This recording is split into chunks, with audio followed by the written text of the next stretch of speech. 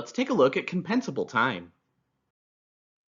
Besides compensation received, the number of hours worked in a work week must be known to determine compliance with the FLSA. This can be more complicated than simply consulting timesheets.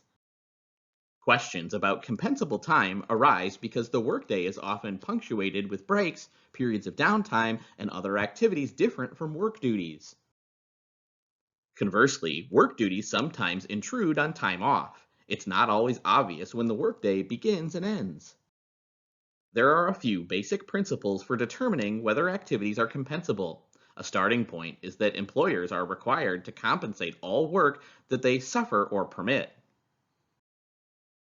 Claims that employees have contributed work without employers' knowledge and against their will are rightly viewed with skepticism. This does not mean that employers are expected to be aware of everything that employees do, or that employees can simply perform work anywhere or at any time and present their employers with the bill.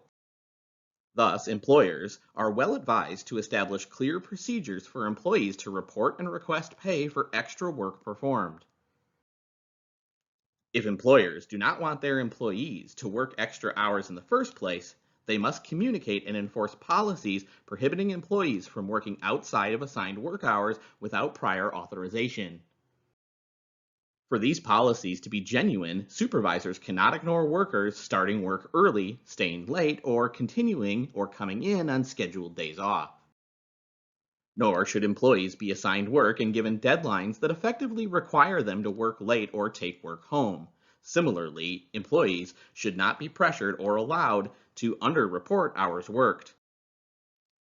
The amount of time actually spent performing work duties determines compensable time.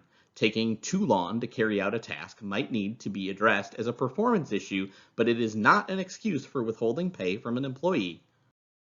Many questions about compensable time hinge on whether the time in question was or was not spent predominantly for the benefit of the employee. Break periods during the workday might or might not be compensable depending on their length. Meal periods, 30 minutes or longer, are generally not compensable provided that employees are substantially relieved of their work duty. Break periods of 20 minutes or less are seen as serving the employer's purposes, like safety and productivity, and as not being sufficiently long to predominantly benefit employees.